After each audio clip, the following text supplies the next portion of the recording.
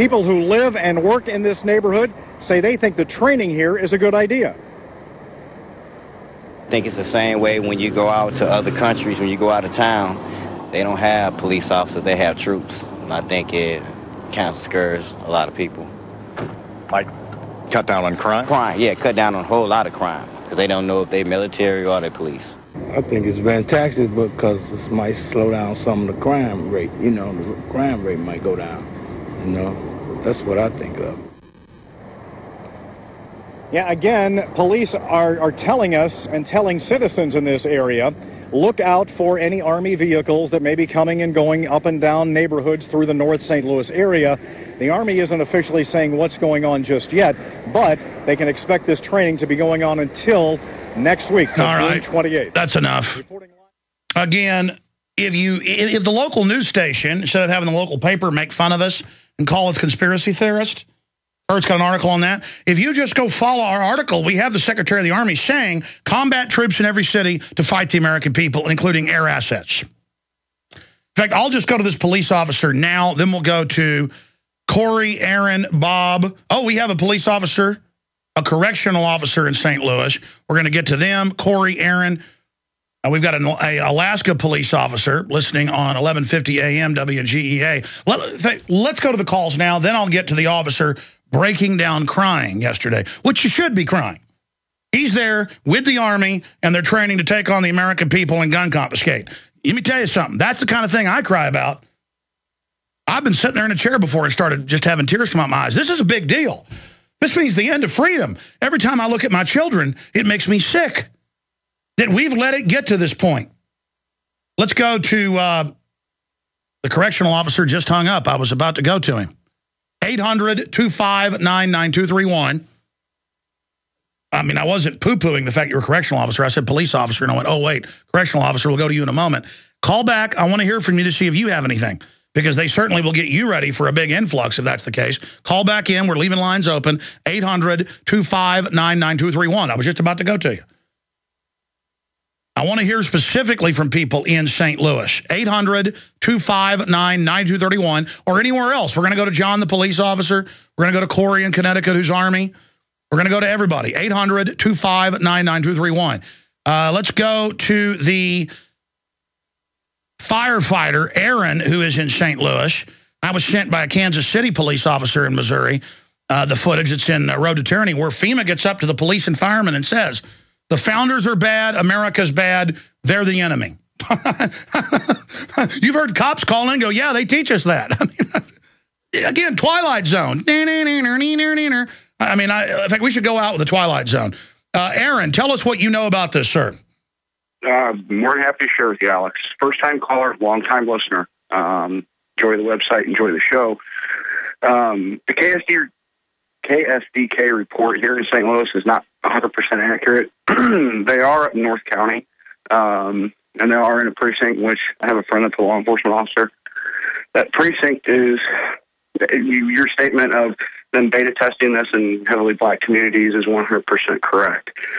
North St. Louis is heavily black, and there is a criminal element up there. My friend that works for St. Louis Police actually was in the southern part, the more safer part, and then got transferred up actually into the 6th precinct, told him I actually get to shoot somebody now. That's how rough that area is.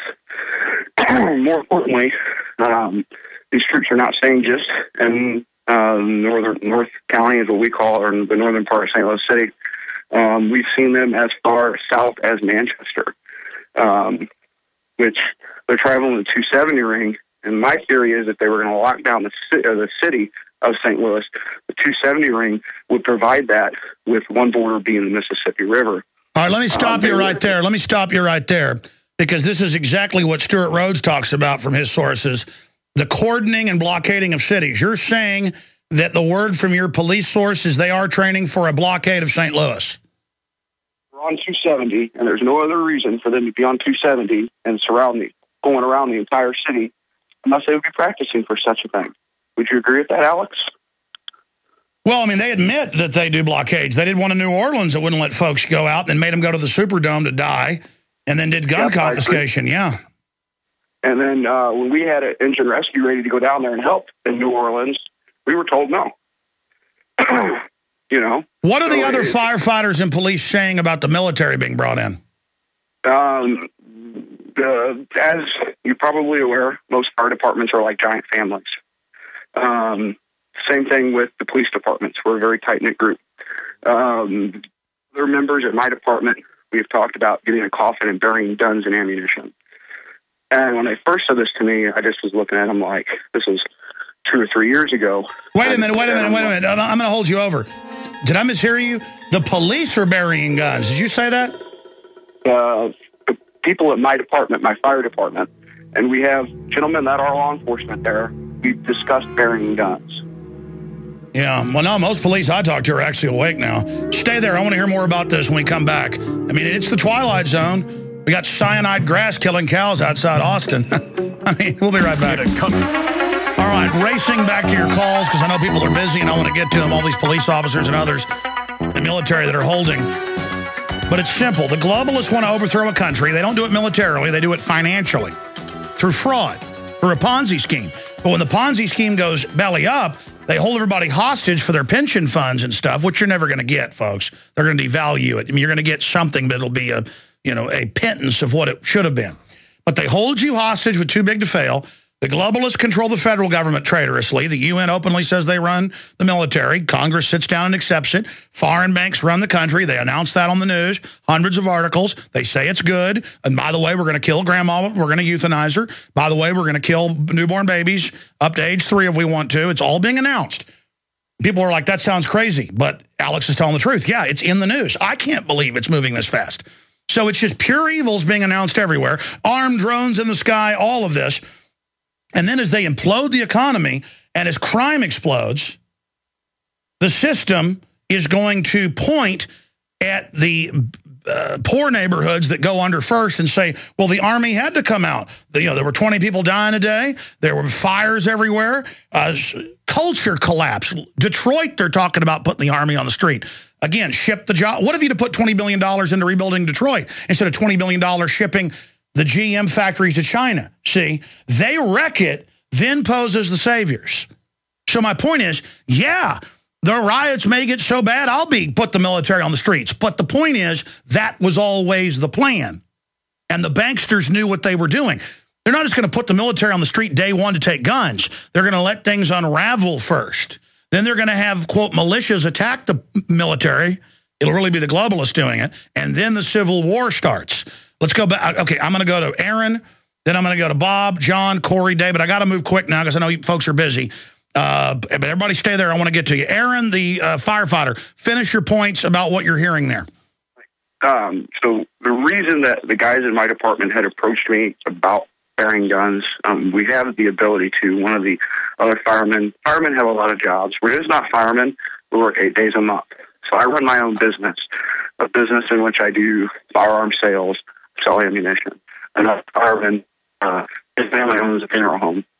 So for us to get a closet and bear guns, we were going to be the 2 key players, regardless. So wait, you had police telling you or people higher up in the fire department saying, hey, you better bury your guns?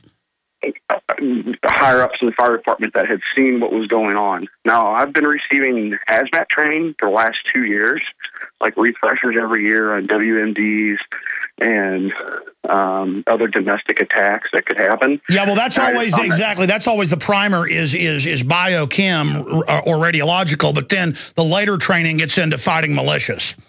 Yeah, they're telling us earthquakes, possibly, EMP is what I'm assuming because they're saying nuclear attack, which always seems to be one of the things they really hammer. Well, yeah, they're trying to start a nuclear war with Russia. Thank you so much, sir. God bless you. We got to move quick now.